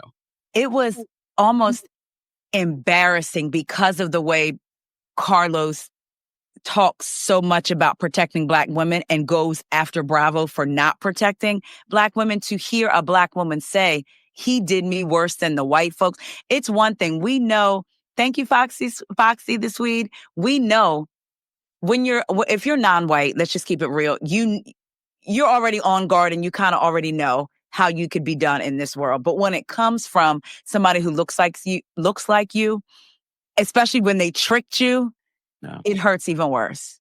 Yeah. So when she said that, it was like she already had the experience on Real Housewives of Potomac. Lover, hater, an experience was had over there that probably made her like. So now she's being offered this show. It's going to focus on authentic Black storytelling, only for it to be flipped on you. And then not only do you want to flip it on me, you don't even want to pay me what we talked about being paid. Nah, I'm good. So if I was her, it almost push me away from any type of reality TV. You can't trust these folks and you can't trust the ones that look like you. So I feel for her. I really felt for her in that. Yeah, most definitely. Guys, if you're just joining us, don't forget to like the video. It's easy and it's free. But if you're part of the replay crew, be sure to check out the description for all of our sources and Taria. So make sure you follow her there. But also, don't forget to subscribe to the Kempire Podcast and give us a 5-star rating. While you're subscribing to my podcast, subscribe to Taria's and give her a 5-star as well. I know it's a lot of homework, but we as Black content creators, it's Black History Month. It's Black History Month, so support Black content creators, okay? All right. Well, since we're talking about Love and Marriage DC and Monique speaking out about her experience, Winter did it first. Winter, you remember Winter, who was deemed the relationship expert, and she's like, they knew I wasn't a relationship expert when I started the show. I had done it, but I was no longer doing that. But they wanted to paint a different narrative about her. So let me just play a couple of clips. This is from Queen Sheba's YouTube channel. I've posted the link in the description of this video. So take a look at this. And that I was no longer a relationship coach. They wanted me to roll with that title because it capitalized off of the same thing, yet I was villainized for my experience. Who villainized you? Keep it real. I believe, honestly, production, editing, that was their choice to paint it as okay, so let's back up a bit. Okay. This is important. Okay. And I say that was their choice because they knew I was no longer a relationship coach and eliminated my ability to explain that I was no longer a relationship coach. They wanted me to roll with that title because it tied into me being a relationship coach, yet I can't choose a person in a relationship. So who set that up? Carlos King? Whoever makes the decisions of the We editing. call a name. Whoever makes the decision. Carlos has always said, you guys blame me for everything. I don't make the decisions. So if it's not him, it's whoever he puts in charge, right? It's production. Well, It's he editing. signs off. What it can't leave the door. It can't go out the door without your final approval. So would it be safe that the final approval would come from Carlos King? I would say it came from him, and he Okay. okayed me being painted as I'm a villain. relationship coach that can't choose a relationship. Therefore, I'm a villain because, again, this is all building blocks, right? She's a relationship coach who can't choose, who has all of these bad experiences. Therefore, I am jealous of my castmates' healthy marriages. So he set you up Ciao. from the onset. Carlos King set you up to basically dequalify you, dequalify your credentials. Because all the things. All the things. Ooh. There was more. I was busy today, y'all. I was trying to do all the things at the same time, going to doctor's appointments, going to play, but I'm listening. I'm talking to Taria, plotting and planning what we need to talk about. And then I was like, oh wait, I need to talk about this. Because again, the plot thickens in regards to Carlos King and the accusations from his former reality TV personalities. So Winter does talk a little bit more. She also revealed in this interview about she couldn't give because of contractual reasons exactly how much she made on the show. But she did reveal that she didn't make anything more than $2,500. And I have this picture here that I wanted to highlight to you. Team Kandi Always on Twitter had posted this because as I was researching, I saw this. And he said, child, Carlos King is out here paying his talent, allegedly, $2,500 per episode. According to Winter, it was actually less than $2,500, but she couldn't give us the exact amount. And she says that Monique made less than $3,000. And she explains in the interview how she knew that for a fact because Monique told her to ask for what she was making. Yep. I think that was kind of cool of Monique to be like, yeah, girl, I'm making this, ask for this. Yeah. Because she could have left her out there because wasn't the minimum $250? She said it was from $250 to $2,500. She gave a range. And I thought I don't remember a range. She gave a range. She said, you can make $250. I promise you, we're going to go back. Y'all in the chat, y'all, please let me know if y'all remember. She gave a range. And it wasn't 500. It was like from 250 up to 2,500, which is why I believe she said Monique made less than 3,000. So can you imagine getting paid $250 per episode? But again, I'm going to defend Carlos for a little bit. Well, yeah. Some of those decisions are not made at the production level. A lot of those decisions are made at the network level. Yeah. Just want to say that. That's very true. So Team Kandi says, child, Carlos King out here paying his talent $2,500 per episode. Winter said, pimping for pennies. Instead of baiting his guests on his podcast to bash Kandi and the top Black reality shows on Bravo, he should really redirect his energy because what the F? Yes. Mm-hmm. All right. So Winter went on to say a little bit more, and I'm going to play this clip for you guys. For those that are just joining us, be sure to like the video. Be sure to share the video. We're breaking down some of what Carlos King's past former employees had to say about him or alleging about him. By who? So I was not used to men yelling and being that, in my opinion, aggressive. It was not stopped. By who? It wasn't stopped by Carlos. It wasn't stopped by production. It wasn't stopped by network. Let's be clear. Okay. Network was present and on site. I met every last one of them. Okay. Similar to Martell Holt going off on set. I heard he put his hands on somebody, but go ahead. So it wasn't stopped. It wasn't stopped. I remember, and at first I thought it was crazy. I'm not even kidding. I remember hearing one of the producers on set, as the men are yelling and calling me all sorts of whatevers, there's another man on set, he's a producer, yelling, get her, get her, get her, get her. And I was like, this is, I, as God is my witness, I am not kidding. Are you serious? I believe, I promise you, I feel like I mentally checked out to not crack or cry or it was the weirdest thing. It was the weirdest thing. I thought I was losing my mind. I'm so serious, but that is what I heard. And I thought I had made it up. Oh, goodness. My hair, my makeup, my stylist at the time could all see what was happening. So we had like a little break in between. And this is the first time I had ever worked with my makeup artist, actually. You need a moment? No, I'm good. Okay. She leaned down and like touched up my makeup. And she said, "Are you okay?" She said, I am angry. She said, "Winter, this is verbal abuse. Are you okay?" And I was like, oh, take your time. And we don't have to talk about it because I don't want you to have to go through that. Yeah. Oh, I'm so sorry. I'm about to cry. I'm so sorry that happened to you.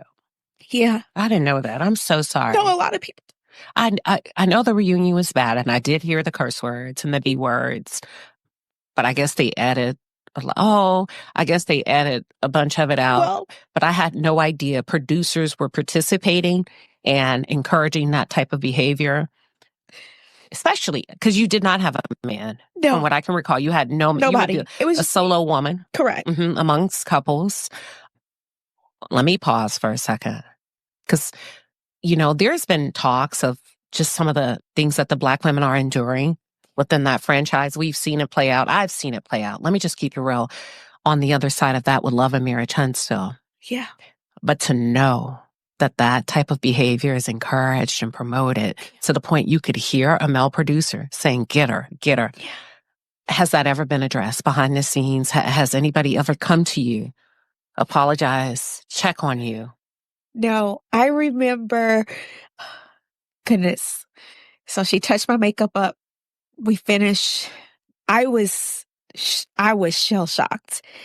I remember Carlos coming up to me and he was like, "I know that was a lot, but you are strong and you're going to be okay.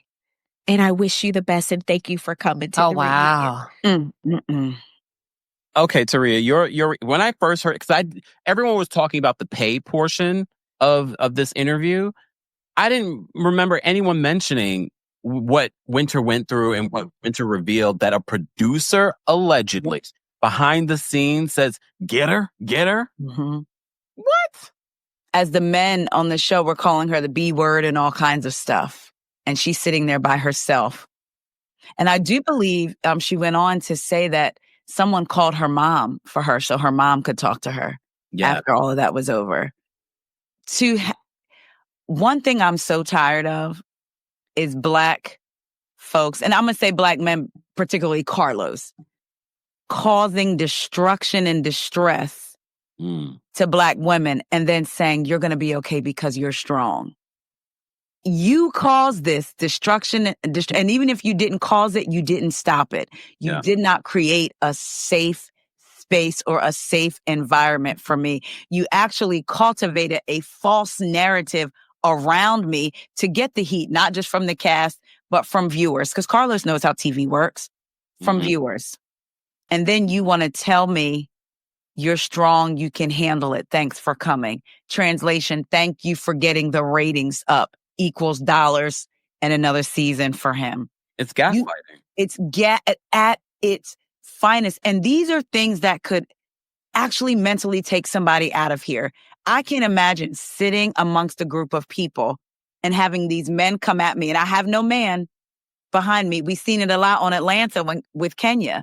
Yeah. I wasn't the biggest Kenya fan, but they would always come after her and she would be by herself. Yeah. And you watched it happen. I don't understand how Black men who have Black mothers and Black sisters are okay with seeing another Black woman treated this way. I truly, truly don't. And you're supposed to be the moderator. And you're the moderator, but you're too busy trying to be in the mess and the moderator. You can't do both. Yeah. And then you try to manage the chaos you created by tying it in a pretty bow. Thank you so much for coming. You're so strong. You can go. And my thing is is that even truly genuine? No, right. It can't be. To me, I remember I wasn't Winter's biggest fan either at first. Love her. But then watching her and everybody come against her, it's like, my God. And then when you really start to pay attention to what's happening, you're like, whoa, wait a minute. But they create all this confusion, I believe, so that the person can't tell the truth. Winner didn't have a chance to say, wait a minute, you created this false, everybody's coming at her. It's going to be shut down. And at the end of the day, you now find out I can say what I want to say, but it doesn't mean it's going to be shown. Yeah. And that's a danger. When we talk about reality television and why, people are like, would you ever do reality television? No. I know too much about what they can manipulate. I know what those contracts look like. I don't want any involvement in it because they can make you think that you're a good person, and reality television can make you not a good person. I know Winter even talked about in this interview that she figured out from a journalist in talking with them, like, you're so nice. It's so surprising because you're like the villain this season. And she was shocked. And this is why I always say, a lot of people go by, you can't blame the edit. You can't blame the edit. They've said this for so many years. But based on what I've seen and experienced and what we've seen, the edit in context matters. It can make you from understanding where a person is coming from to be like, I can't stand that person, thinking that you know them. Yes. And you really don't. You're getting a snapshot into who they are. I know we kiki and we laugh and we talk about some of these shows, but do I personally in my heart like, oh, I don't like this person? No. The same with Carlos. I just said this about Carlos. I don't know this man. What I can gather from what people have said about him and what he's shown. Yes. I don't think I would turn my back on him or work with him. Something that you said, when people say don't blame the edit or they can't use what you didn't say. Mm-hmm. We know that they can put different things together because somebody may say, Taria, a producer could be in the show saying, Taria, you always talk about black sayings that your grandmom said growing up. Give me one. And I may say, I know God don't make no junk. Mm-hmm. And then they edit that with you saying the same thing for something totally different. And then it looks like I'm calling you junk. And it's like, no, that's not I said it, but that's not the order that I said it in.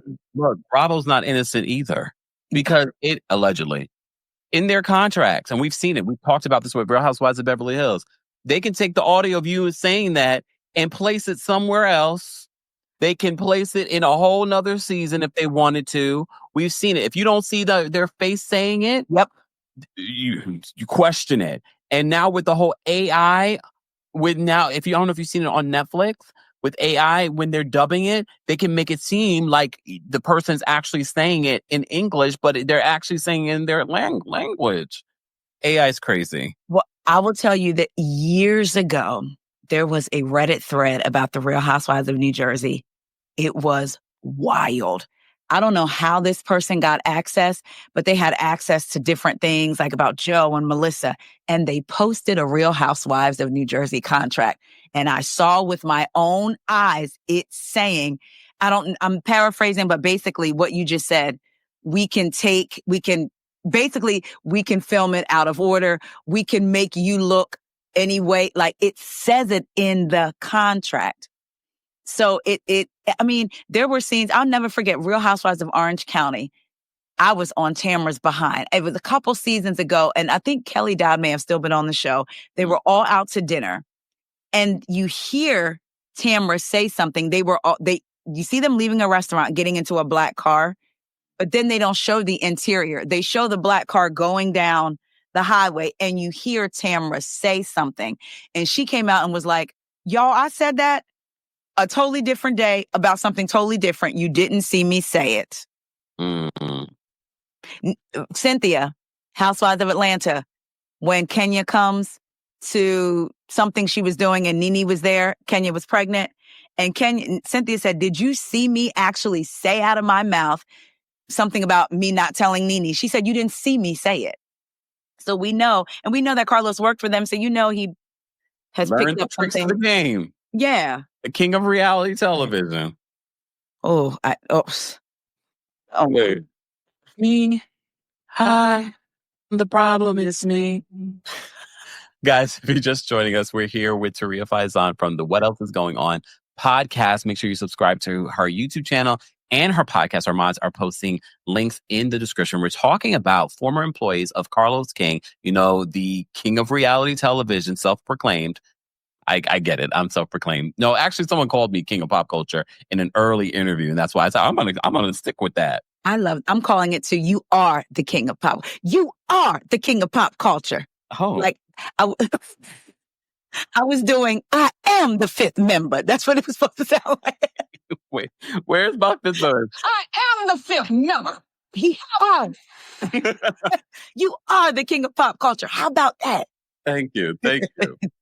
All right, guys, we have a couple of more things to unpack in regards to this Carlos. We've done a lot of research. We just played some clips from an interview that Winter did with Queen Sheba. We've cited our sources in the description. Go give that a watch if you want to see the full interview. Okay? All right. Did I have any other things that I wanted to share, Taria, in regards to this? Oh my God, we covered so much. We covered an hour and a half. Do you think that we'll be, maybe once this goes to trial, we should be in the courtrooms? Not recording live. Trial. Not you predicting it. Okay. All right. Oh, I even got the name of our wherever Kemp goes, we go. Get it? Okay, clever. Look, do I think this is the last time that we'll be talking about Carlos King? No. But there's been so much information that has come up over the last couple of weeks. And I said, all right. And then you sent me the text about, it was something else in regard. It was So Gucci's interview. And I said, I was like, here we go again. And then, of course, with Melody Sheree Rodgers coming out and saying that she's not returning, which is a big deal because she is a producer of Love and Marriage Huntsville. She will continue to have that credit. But I pretty much said in my head, the show is over without Melody being a part of it. But Martell, he was sitting up there skinning and grinning like a Cheshire cat using Destiny. But you ought to know that without Melody, there's no story for you because those folks don't even like you because you're a loose cannon. They don't like you. The possibility of bringing Coleslaw on. To me, nobody cares now. Melody's not there. You're not going to get a reaction. And to me, that would be like, it would be so obvious that this is just to keep the show on. This is just for ratings because you couldn't do any better than this. And we don't need to learn any more about you because you've given us all this information, Coleslaw, for free on IG Lives, on Instagram. You're not even using your YouTube and getting monetized for it. Well, the last time she used her YouTube channel, she had a side chick convention. Cha. Okay. Taria, do you have time for us to take some calls from our members? Yes. You need a break? I'm good. Oh, look at you. I had to take a little bit of a break. I feel like I said, he gone. Oh, he back. Y'all drink so much water. I don't know how y'all do it. If you are a member of the channel, shout out to our members. We appreciate your support. I'm going to drop the call-in link for you guys. I'm only giving you 30 seconds. I'm sorry. I can't give you a minute because y'all take a mile. So I'm going to give you 30 seconds. Shout out to the 5,000 of you almost 5,000 of you that are watching this recap. It's Black History Month. Go give us a 5-star review on Apple Podcasts and on Spotify. Okay. Go follow Taria. Let's get to Taria. Where are we at in regards to subscribers? Let's get it to 3,000. There's 5,000 of you here. Y'all did it last 3 months. Don't be racist. 2.79. And the last time you were at what? You hit 2,000, right? I was at 1,900 and then I hit 2,000 and then I hit like 23, like that whole. And then when we started today, I was at 2.71 and I'm at 2.79 now. Brandy says, you say that, but these people be talking. We're going to cut them off, okay? We're going to cut them off. Okay. All right. I don't know if we will have time to put the link in the live chat, but let me see. Where are we with the likes live chat? Let me see where we are with the likes. We're almost at 2,000 likes. Oh, that is a record for you guys. But we have we have 4,300 of you watching.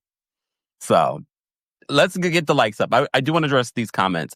Tawana in the live chat says, I got a feeling it was the showrunner, Marcus, who we saw during this recent Love and Marriage Huntsville reunion guy, because they kind of showed him yelling at Antoinette and Bell Collective. Or am I the only one who saw that? I don't know. I don't watch Bell Collective like that, not chapter and verse. I did watch the reunion, but I don't remember that. I don't care who it was. Whoever it was is unprofessional. This is not what you should be doing. Not get her. In regards to Winter revealing that in her Queen Sheba interview. 2025 Checkmate says, whoever is saying this is what they sign up for, which is common for what people. Yeah. This is not what people sign up for when you take it and change it around to fit your narrative. Don't be so stupid. We're not going to call people stupid, but okay. I get what you're saying, because that is the narrative. This is what you signed up for. You signed over your life to this. Okay. All right. Let me get to some quick calls. We're giving you 30 seconds. That's it. Okay. All right. Let me put up my little disclaimer. Guys, don't forget the Kempire After Dark live experience is returning to New York City next Friday with Brooke Ashley. Get your tickets today. More information on that and a live stream option is available in the description. So all 4,000 of you, even if you don't live in New York City, go get a live stream ticket. And if you're in New York City, come out the house. It's a Friday night. Yeah. Don't blame. Mind you, on a Friday night, where am I? In the house. Nice and cuddly.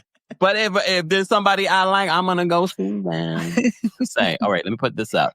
All right. The opinions of the callers do not represent the opinions of the Kempire LLC, myself, our sponsors, Taria, and all her entities.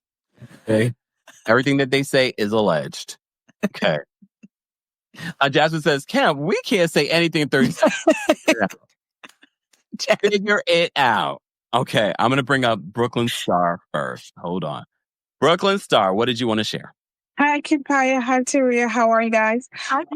I wanted to say that Carlos seems to gang up on one type of particular women to seem on these shows, the ones that have a little bit more confidence in themselves, a little bit more savvy. I feel like that their confidence can be beaten down. I feel like they get targeted. And I feel like even under pressure, Mel was actually really smart about the way she questioned Destiny to make her elaborate how she was coming, like, on Mel's behavior. And also, I think she did a smart thing, like a night or two before, coming out with all her receipts to be like, I dare you to play that clip. She's setting up for a lawsuit. I think she played everything really well to protect herself. That's all.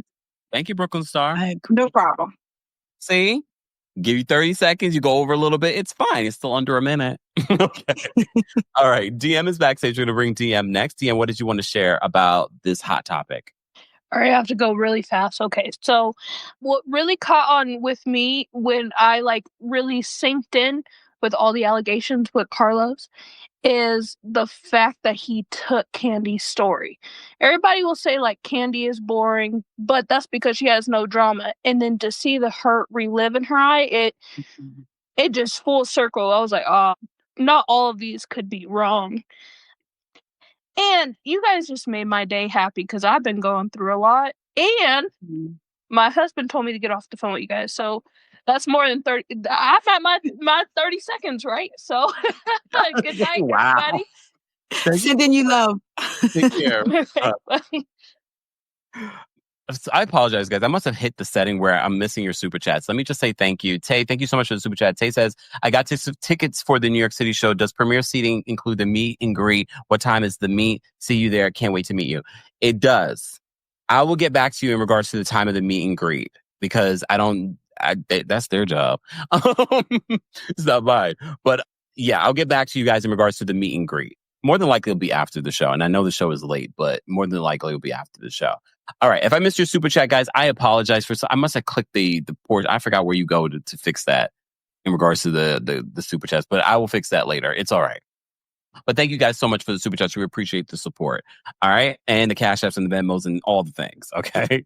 All right. So Lee's backstage. We're going to bring Lee up next. Lee, what's going on? Hey, how are you guys? Well, how are you? Hi. Doing good. Can't wait to see you next Friday, Kemp. And I hope I get to come to the DC show to meet you, Taria. But really what I want to say is I don't really watch any of the own reality shows.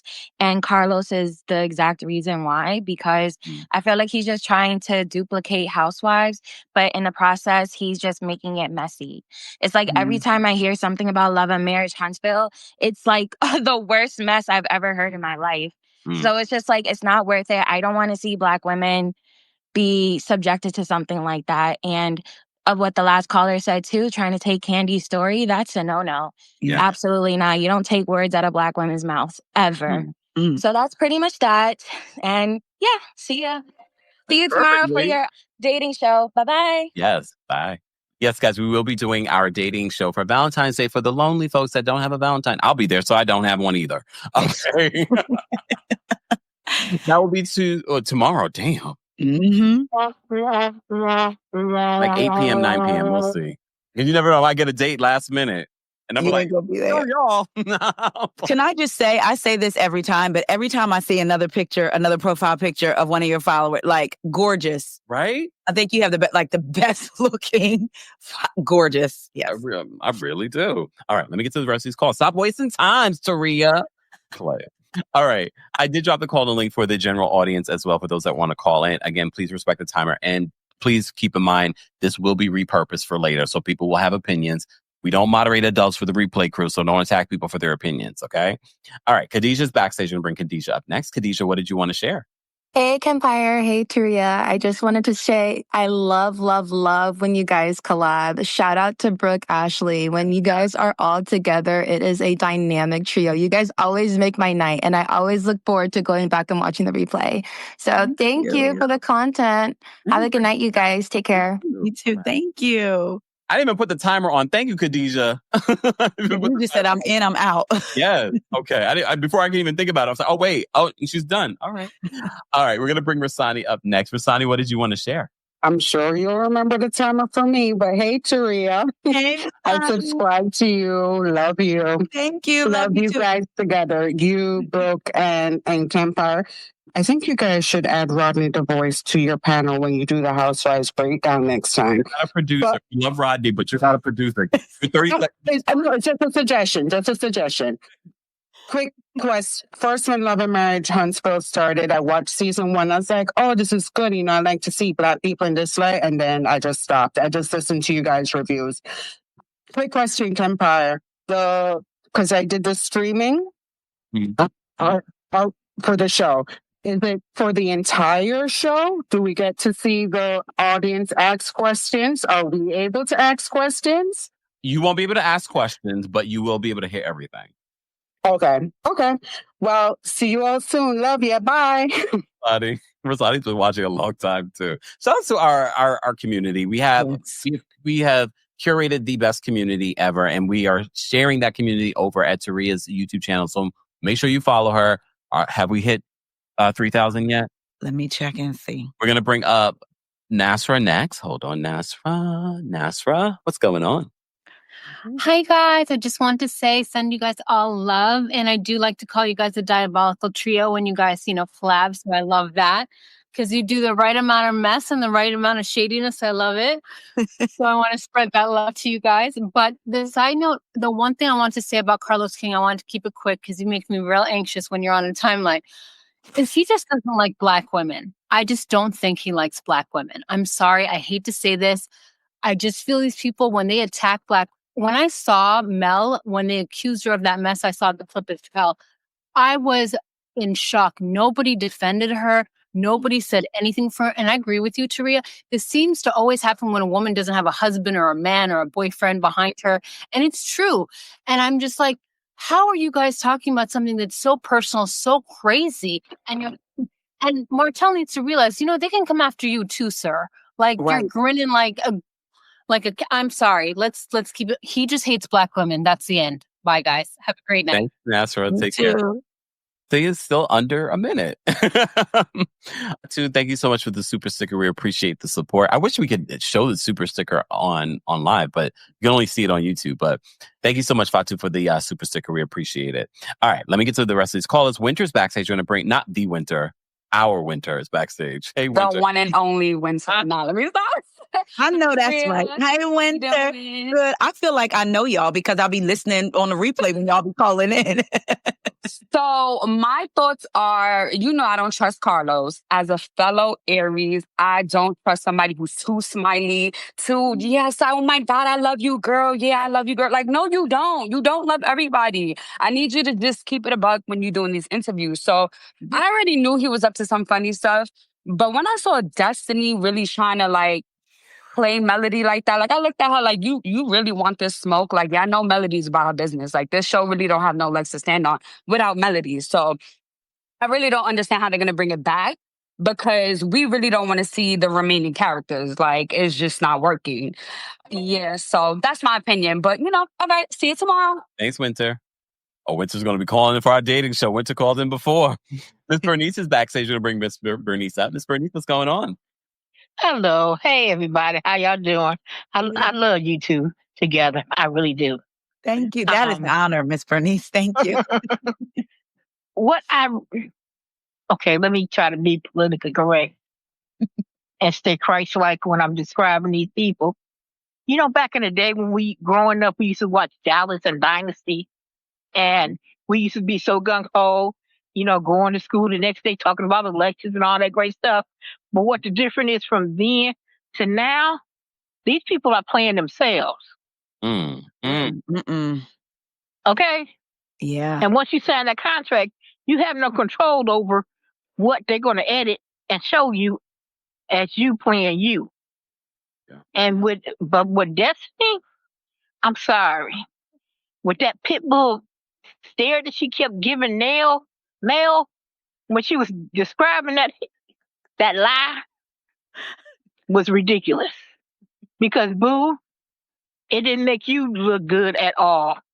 It made Mel look like the queen that she is because she didn't come back at you. Because you kept saying, I want you to be my village. But now you're afraid of your village. You wasn't afraid of that village when she was helping you out financially. Yeah. All right. But now suddenly you're afraid. Mm-hmm. That's all I wanted to leave. Thank you, Ms. Y'all have a good night. You too. I love you too. Okay. Bye. My community is hilarious. All right. Tawanda Don is backstage. We're going to bring Twan up next. Guys, if you're just joining us, we are breaking down some of the accusations that have been made against reality TV producer and podcaster Carlos King.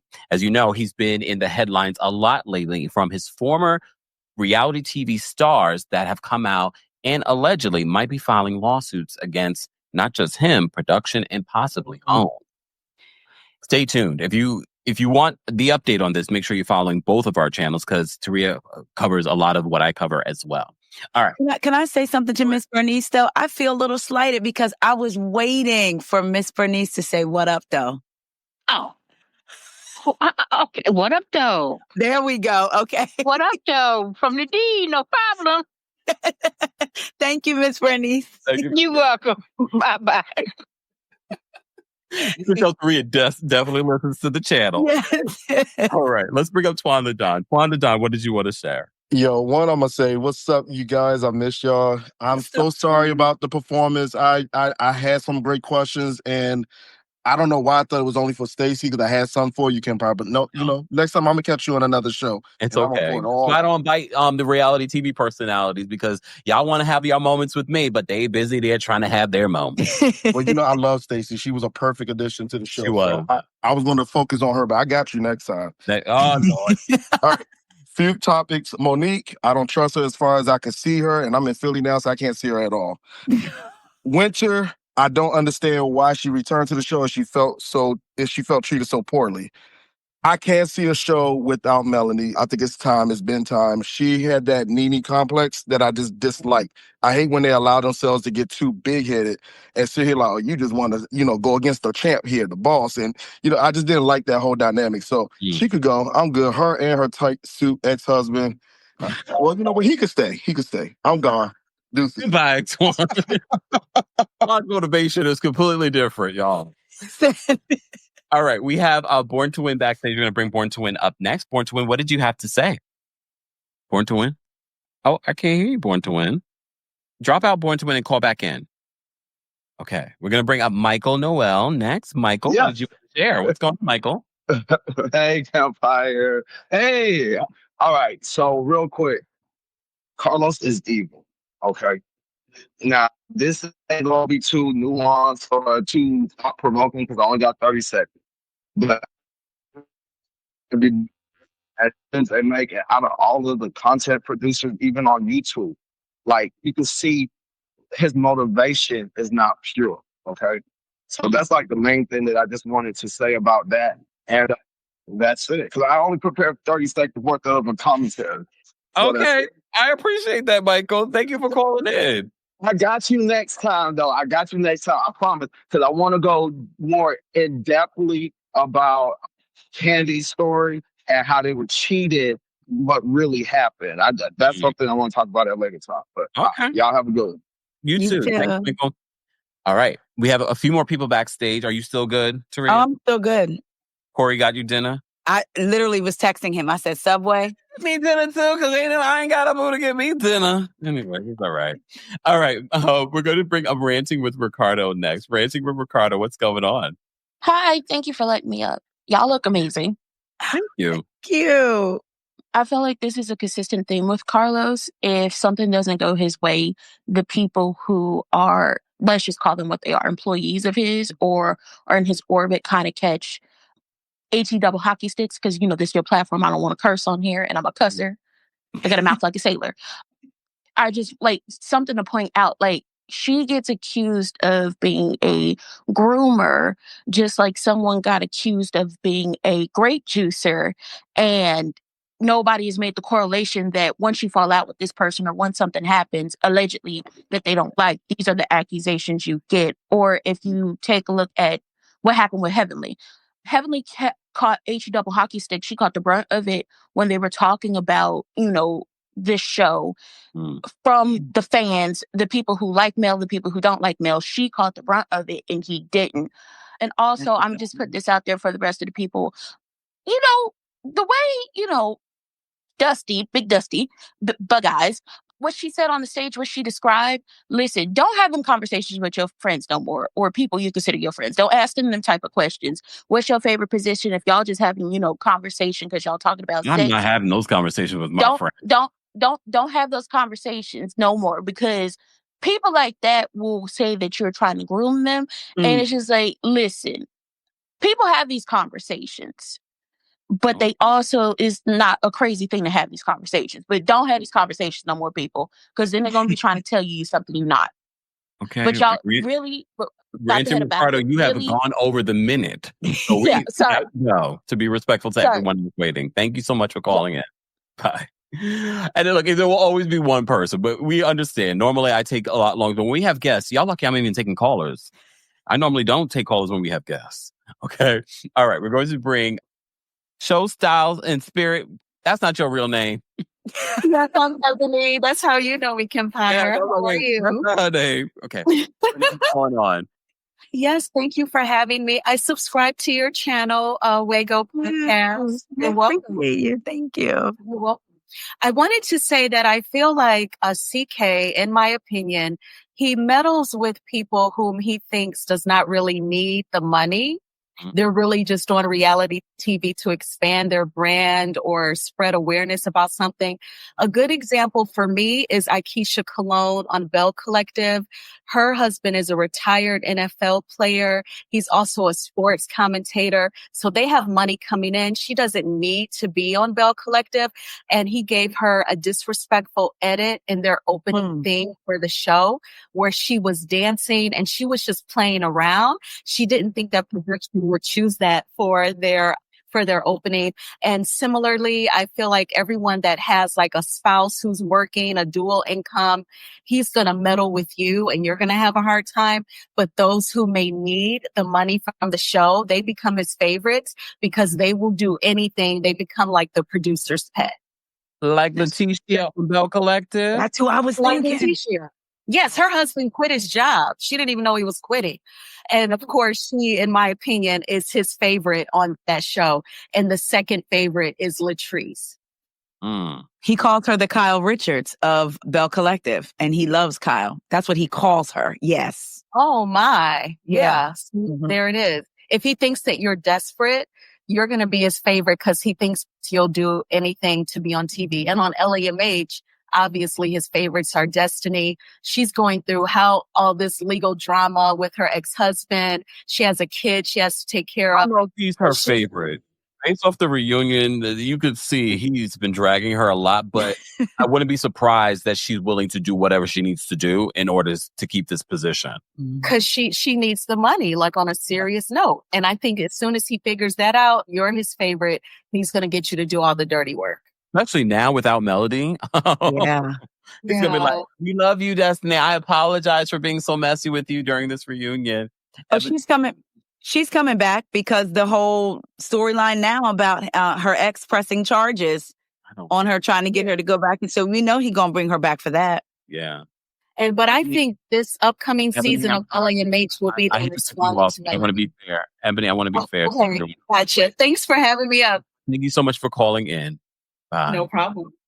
See, I gotta be the bad guy when people call in and rush them off. When I don't have a guest, I usually don't rush them off. I let them finish their thought, but I have to be the bad guy. Okay. When Tay Talk says this conversation needed to be had on a platform of this size and by someone that can really think and have some sense. Well, thank you, When Tay Talks. I appreciate that. All right. I do want to say thank you. We had a super chat. Hold on. Prosperity 60 says, great live. Love this community. Thank you so much, Prosperity. We appreciate it. Guys, you can also support the channel just by liking this video, by heading on over to Taria Faison's podcast and YouTube channel, We Go Podcast. All of that is tagged in the title, or you can just put Taria and Kempire. Her channel will come up. All right. All right. We're going to bring up our last. We have like 4 more callers, and that's it. Are you good? I'm good. I'm good. Yeah, I'm good. Mind you, if she says I'm not, I gotta go. You have that right. I promise you, I'm good. All right. Let me bring up Hayad. Hayad, what did you want to share about this conversation on Carlos King? Hey, I'm so happy you guys are together. By the way, thank you. Flawless skin. Mashallah. Flawless. I just watched it glisten. Anyways, I just wanted to say, do you guys remember when Carlos King had this show called The Next 15? You remember that? Do you remember that weird thing that Gloria Gavan did on that show where she pretty much said a lot of racist stuff and said that there's too much black people here. We need more mixed people on this show. And Tiffany New York was the only one that put her to task on that reunion. Karamo was eating her butt. So was Carlos King. So was all of them. And I just think like every show I ever watch of Carlos King's, I always feel like he does black women such a disservice. And that's being like nice. But anyways, it's such a great live. I'm gonna keep watching. I love it so much. I didn't even start the timer. Damn it. Thank you. Sorry. Thank you for calling in. Thank you. She was still short. Okay. I'm not going to forget for everyone else. Okay. Braylon, I'm going to bring you up next. Braylon, what did you want to share? Hey, you guys. Hopefully Hi. all is well with y'all. Hi. I wanted to read this quote very quickly because Carlos said this in a rap article. The state of reality is really interesting because you have some people who are joining for the wrong reasons. They want the quick thing, the quick money. There's nothing wrong with that. But it's their inability to give their real stories. When you have something from the audience that's a no-no, I have no interest in working with anybody who's hiding their real lives.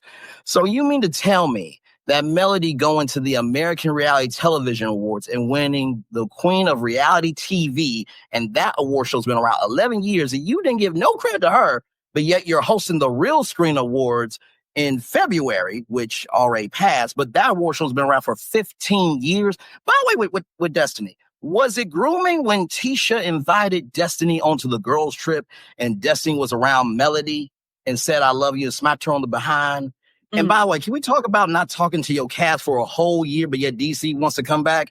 And y'all do realize Reality with the King is just nightcap repackaged, right? Yeah. Okay. I just wanted to say that. Love y'all both. Y'all keep going. Love you, chat. See y'all soon. Bye. Thank you so much, Braylon. And look at it. Perfect timing. I mean, I gave a little leeway with the quote. Kind of like, oh, it's the quote. But perfect. And he gave us love. All right. Jazz is backstage. We're going to bring Jazz up next. Jazz, what did you want to share? Well, thanks for taking my call. But I wanted to say I really used to love this show. I really did. But watching that last reunion and Destiny with the grooming and never even proving the point, just using it to just spill out a married woman's business, and Carlos just sitting there eating it up to where he couldn't even clock in to do his job. Mm-hmm. That actually bothered me. Yeah. I see a lot of discourse about how the show can be like such a negative impact, and I finally felt that. Like, I didn't really get it at first, but watching that last episode, I was like, I don't think I like this. It reminded me of when Melody did the live with Carlos, and she literally cried and told him, I didn't even want to get out of bed. She was like, there were so many days where she cried and she didn't want to get out of bed. And she said, like, when were y'all going to see me? And she said, y'all didn't start seeing me until things started happening to Carlos. And it just is very unfortunate to see that show once be so great fall, because I watch for Melody and like she's gone now. So what are the rest of y'all gonna do? Which is why Tisha and Marcel was on live asking the audience what we want to see. We want to see y'all lives. Yes. But I'm glad I make the time. You don't have to kick me off. I'm gonna go. But thanks again for taking my call. You, Jazz. Have a good night. You too. Bye. That was perfect. I didn't pay attention and make sure I hit the timer. That was perfect what she said. They said, what do you want to see? She said, we want to see your live. Yeah, so for those that didn't hear what Jazz was saying, she was saying that Marceau and Tisha were on live saying, like, what do you guys want to see from the show going forward? That's crazy. Oh, God. And can I address Braylon's quote when he literally quoted Carlos saying he's not interested in people who don't want to show their lives. Me and Kempire talked about this earlier. I don't know if y'all remember, but back when Carlos first started having his cast on, he had Marceau on. Marceau, I don't know if he realized that he probably, because the look on Carlos's face, that he maybe shouldn't have said it. But he said when he told Carlos he didn't want to do the show, Carlos was like, you don't have to talk about your life. Just talk about your business. Focus on Black. Focus on Black. So Carlos was going to let them just focus on Black. And we haven't really seen a lot about Marceau and Tisha's business. So you're out here giving quotes, making yourself the king of reality TV because you know reality. But in the behind the scenes, you're telling some of your cast, I want you on the show. Just talk about your business and not their lives. All right, guys, can you guys give us an update on where Taria is in regards to her subscribers? We're trying to get to 3,000 over there on We Go Podcast here on YouTube. Don't forget, you can also subscribe to both of our podcasts on Apple Podcasts and on Spotify. It's Black History Month. Give us a 5-star rating. Don't forget, the Kempire After Dark live experience is returning to New York City next Friday. So get your tickets if you haven't. There is also a live stream option. So the conversation that we're having here, YouTube can't stop me from saying all the things that I want to say. I know that. I'm at 2.85 from what I see, from what I can see. Really? We have 4,000 plus, almost 5,000 between YouTube, Facebook, Twitch, and Twitter. Really? Go subscribe, y'all. Okay. Sharon says, what's the name of her channel? Go ahead. It is WEIGO Podcast. Stands for What Else Is Going On Podcast. Thank you, Sharon. That's my mama name. Thank you. All right. Last but definitely not least, we're going to bring Bernice. Bernice, what did you want to share about this hot topic? Hi, I just wanted to say that I don't watch Carlos or any of his shows, so I don't know any of these people you're talking about, but I did tap in just to listen to you. That was all, and I'll see you on Friday. Thank you, Bernice. Take care. Thank you, Bernice. And she means next Friday, not Valentine's Day, y'all. They did give me that option for Valentine's. I was like, y'all not going to come to see me on Valentine's Day. Y'all got things to do. Well, it could have been a little date night. That's true, too. For all of y'all and me up there performing tap dancing for y'all. Really? So I said, no, we're going to do the third week of February. Still Black History Month. Still Black History Month. So we're going to round this out. Thank you, Pink Virgo Moon. Say again? I was thanking Pink Virgo Moon. She put the name of the channel into. Thank you. Last thoughts on everything that we covered in regards to Carlos King's former employees, slowly but surely, and have been speaking out all the way from Kandi Burruss Tucker to today. We have Gucci speaking out, Aisha both from Bell Collective. We hear Melody might be taking legal action allegedly. Monique has spoken out about it. Winter from Love and Marriage DC also has spoken out about it. What have you gotten from this conversation? And what do you think Carlos can do? Look, let's give him some advice. I feel like it's almost sad in a way because we had a Black man that said he wanted to create safe spaces for Black people to show their authentic lives, show them building homes, building up communities, show them in Black healthy marriages, Black healthy families. And now we're here. It's like all of that for what? For $1? He has said before that drama sells. So you can't come in with the mindset, I'm going to uplift the Black community while also thinking that drama sells. The two don't mix. And let's be clear, you put a group of 6 people together, there's going to be some type of drama. It just happens naturally. Yeah. But him creating narratives and spinning narratives, that's what I don't like. If all of this was authentic drama, as ugly as it is, we would have no choice but to say, this is what's really happening. But you're creating this. And there's such a level of toxicity across his shows. I don't know how you come back from that, to be honest. I don't know what he can say. He's slick at the tongue. He's fast with anybody who's a fast talker, so I don't know that he can come back from it. I will say the piece of advice I could give him is please stop saying, let's have a real conversation, because you're not having real conversations, especially not with people who look like me. I'm not really interested. I loved Bell Collective, and the hollering, the screaming, the fighting, they've gotten physical. I don't want to see that. And to me, you're no better than Bravo, even though you think you are. You're no better. If anything, again, you're worse, because you're taking people that look like you and you're using them for your own personal gain. Clearly, not even theirs. Guys, give us an update on where we are in regards to Taria's YouTube channel. Have we hit 3,000 yet? I think we were close. We were like 2.9. 2.93. Oh my God. 2.93. Wait, yeah, 2.93. There we go. Leah says, Kempire, you could have thanked the Virgo too. We see you. Why I see it says Destiny is grooming that Carlos always has sex with his cast in interviews. Oh wait, no, how I see it's asking a question. Destiny, is it grooming that Carlos always has sex conversations with his cast in interviews? Can we ask this question? How old was Lance? How old is Kimmy's son? So should we be saying, say Des, we hear you like them young? Because they're young. Miss Destiny Payton. Okay, moving on. Dun, dun. I'm sorry. Say Des. Had to, look. All right. First of all, I want to thank Taria Faison from the What Else Is Going On podcast for being here. Again, guys, all of her information will be after this live in the description, but in the title, her YouTube channel is tagged. So click that and you'll be able to head on over to her YouTube channel and subscribe. I want to thank our mods, because this was a very large recap that we had. Nearly 5,000 of you, and probably so many more of you will be watching us in the replay. We appreciate you guys.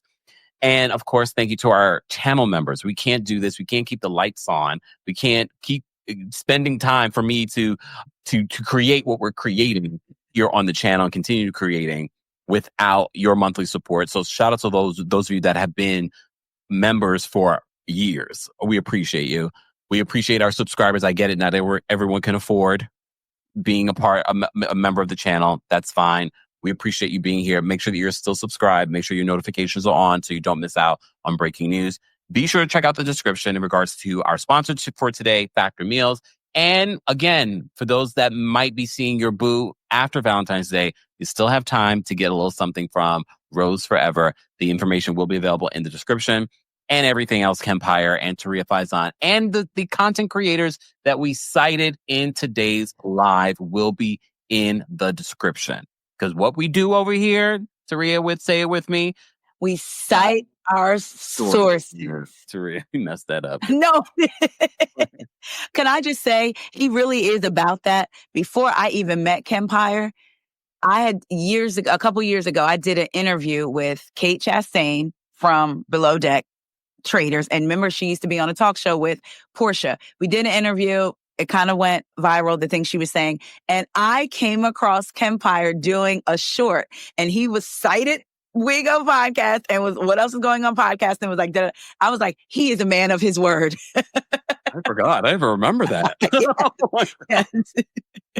See? Just say. Anyway, guys, thank you all for being here. I hope you guys have a great rest of your Thursday. I can't believe it's Thursday already. And let me say thank you, Mama Allie. Thank you so much for the super chat. Mama Allie says, I know why I didn't get Rose Forever, Kemp. He went to Jared. What? Oh, a ring?